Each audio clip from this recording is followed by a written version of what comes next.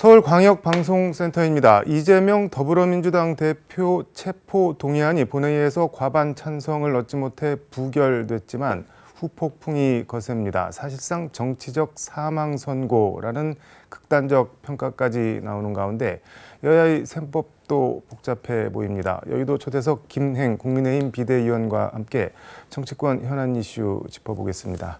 의원님 어서 오십시오. 안녕하세요. 네. 이재명 민주당 대표 체포 동의안 부결, 일단 표를 보면 제적 297, 찬성 139, 반대 138. 찬성이 반대보다 한 표가 더 많고, 예, 그리고 무효 11, 기권 9, 부결이 됐는데 일단 총평 어떻게 보셨나요? 이제 한마디로 비명계에서 나온 얘기 같아요. 네. 이재명 대표에 대한 탄핵이다. 탄핵. 네, 이런 표현이 나왔죠. 그런데 사실은 저희가 워낙에 이재명 대표께서 표 단속을 하지 않았습니까? 네. 그래서 175석 정도 나오지 않을까라고 예상을 했었는데 그것은 이제 민주당의 169석 플러스 그 민주당 출신의 무소속 그분들 6분 이렇게 해서 175석 거기다가 만약에 이제 그 기본소득당에서 한 표 붙이면 176석 그래서 크게 어긋나지 않을 것이다 이렇게 생각했었던 것에 비하면 이탈표가 굉장히 많았던 거죠. 이게 지금 기권 무효가 합치면은 20표인데 여기서 10분만 찬성을 더 그냥 했으면은 가결이 되는 건데 이거를 그러면 함의를 어떻게 봐야 될까요? 왜 기권 무효가 이렇게 많이 나왔을까요?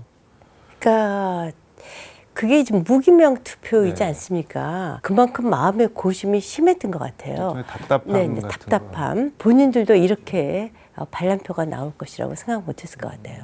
반란표라고 표현을 해주셨는데 이게 다음에 또 영장이 검찰이 청구를 바로 하겠죠. 추가 영장 청구가 있을 수도 있고요. 그거 말고도 이제 백현동 비리라든가 정자동 호텔 또 특히 이제 지금 쌍방울, 대북, 송금 뭐 민주당에서 표현하는 식으로 말씀드리면 살라미식 그 체포영장이 줄줄이 사탕으로 이어질 것이다. 또한 이제 3월 달에 공직선거법 위반 재판이 있지 않습니까?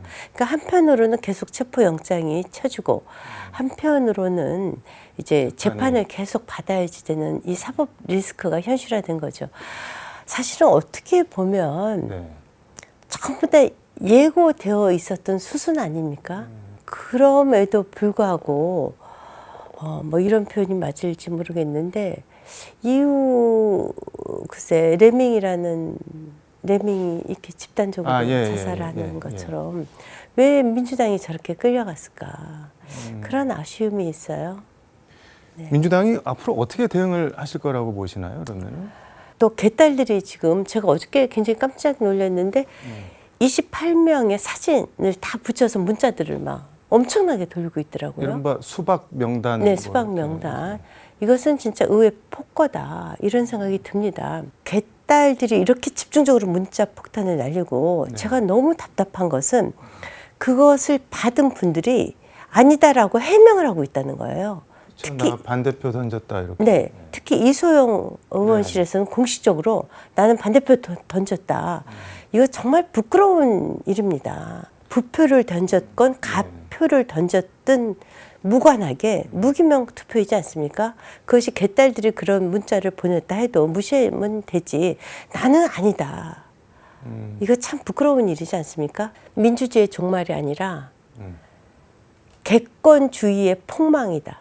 무슨 주의요? 객권주의. 객권주의가 또는 견권주의. 민주주의가 망한 것이 아니라 그 견주주의가 망했다. 견주주의의 폭망이다. 그런데 사실은 그 특정한 팬덤 세력에 그 정치 집단이 이끌려가는 것은 정말 서글픈 일이기도 합니다. 좀 전에 레밍 그 들쥐 때 얘기를 해주셨는데 예전에 12 쿠데타 이후에 그 글라이턴 그 주한 미 대사가 정세 보고서 본국에 미국에 보내면서 이제 뭐 전두환 제너럴 전을 한국 국민은 따라갈 것이다. 한국 국민은 뭐 레밍 때와 같다 그래갖고 그 나중에 그 외교문서가 밝혀져서 엄청 엄청나게 논란이 됐죠. 지금 그 레밍에 비유를 하셨는데 그럼 아니 반란표가 그렇다는 건 아니고 이탈한 분들이 잘했다는 말씀이신 거네요. 그러니까 저는 그렇게 봐요. 결국은 개딸들이 이른바 수박 명단 돌리면서 뭐 수박즙 짜낼 때 됐다 뭐 이런 표현까지 쓰면서 근데 이 사람들이 실질적으로 약간의 물리력 공천에 뭐 영향을 미칠 수 있다고 생각을 하니까는 의원들이 그렇게 반응하는 측면도 있는 거 아닐까요? 그렇죠. 이제 이재명 대표께서 애시당초 노렸던 것이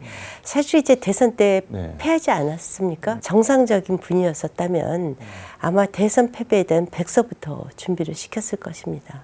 그래서 정상적인 분이라는 표현은 지금 정상적으로 안 보이신다는 말씀인가요? 그렇죠. 왜냐하면 선당 후사해야지 네. 되지 않습니까? 그리고 제1야당의 대표면 본인의 정치 생명보다는 제1야당의 운명을 먼저 생각하셔야죠.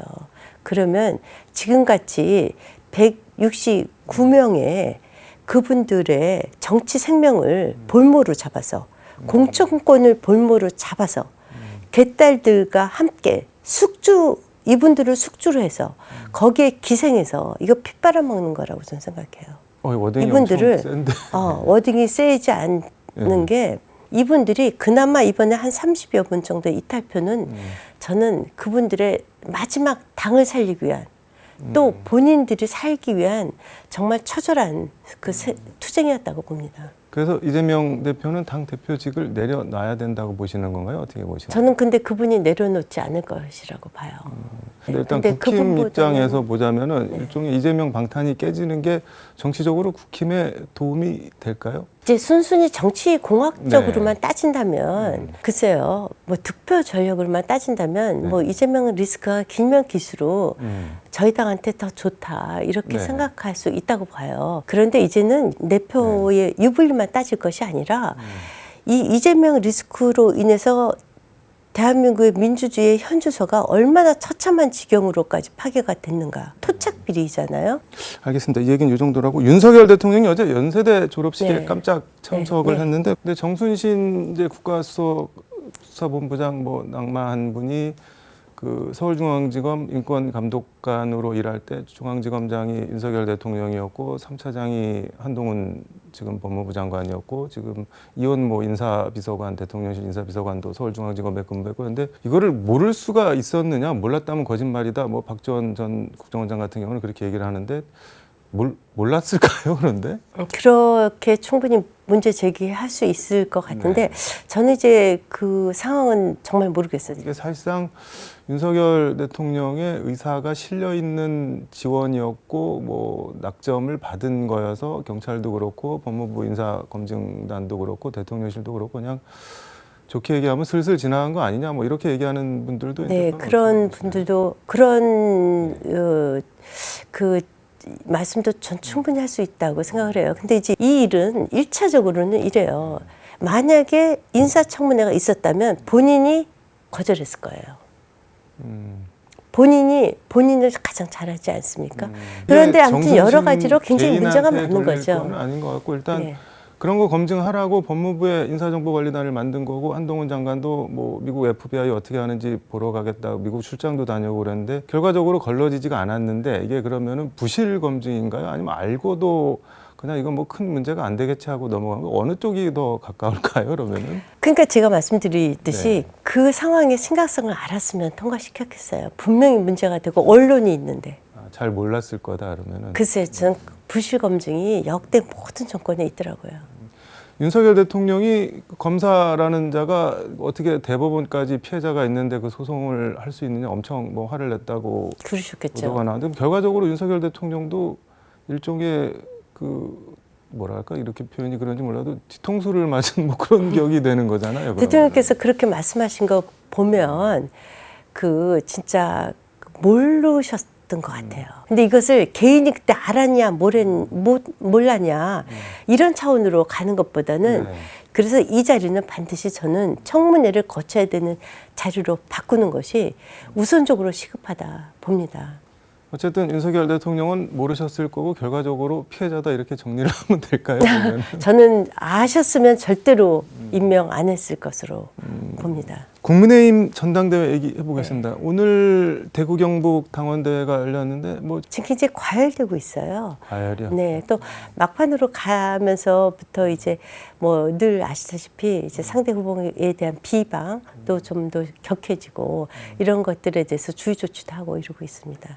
청년 최고위원 장해찬 후보, 윤석열 대통령이 후보 시절에 청년 영입 인사 1호고 뭐 윤석열 키즈 이렇게 불리는데 무슨 이상한 웹소설 같은 걸 하나 쓴 모양인데 뭐 아이유, 김혜수 씨 등등 이런 여성 연예인들을 뭐 성적으로 대상화했다 뭐 이래서 그것도 또 뭐 논란이랑 공방이 벌어지고 있는 모양인데 그 얘기 혹시 들으셨나요? 네, 듣긴 했어요. 얼핏 이제 이것이 그때는 정치할 줄 모르셨겠죠. 근데 웹소설이라는 것이 일종의 환타지 소설이지 않습니까? 근데 환타지 소설에 대개의 그 공식 같은 것들이 있더라고요. 그 이제 일본의 환타지 소설, 네. 환타지 만화들을 차용해서 하는 그 형식을 띠고 결국 이제 그분들이 돈을 벌 때 좀 자극적인 요소들을 주고 그것으로 인해서 구독자라든가 트래픽을 모아서 돈을 버는 방식이지 않습니까? 아니 그 판타지가 나쁘다는 건 아닌데 이게 어떤 판타지냐가 문제인데 네. 뭐 그러니까 이경 민주당 부대변인 같은 경우는 그 읽어봤는데 진짜 더럽더라 뭐 이런 얘기도 하고 장경태 최고위원인가는 또 사회생활 제대로 할 수 있겠냐 저 정신 가지고 뭐 이런 비판도 있고 뭐 국민의힘에서도 비슷한 취지와 톤으로 비판을 하던데 네, 상대 후보가 비판을 하고 있죠. 그래서 이제 저는 이게 이제 그 만약에 이분이 임명직 공무원이었었다고 하면 문제가 좀 커졌을 것 같아요. 근데 지금 선출직인데 우리 이제 당의 당원들의 판단에 맡겨야지 됐는데 여하튼 막판에 이게 터졌으니까 저희 당원들이 그것에 대한 판단을 하실 것이라고 봅니다.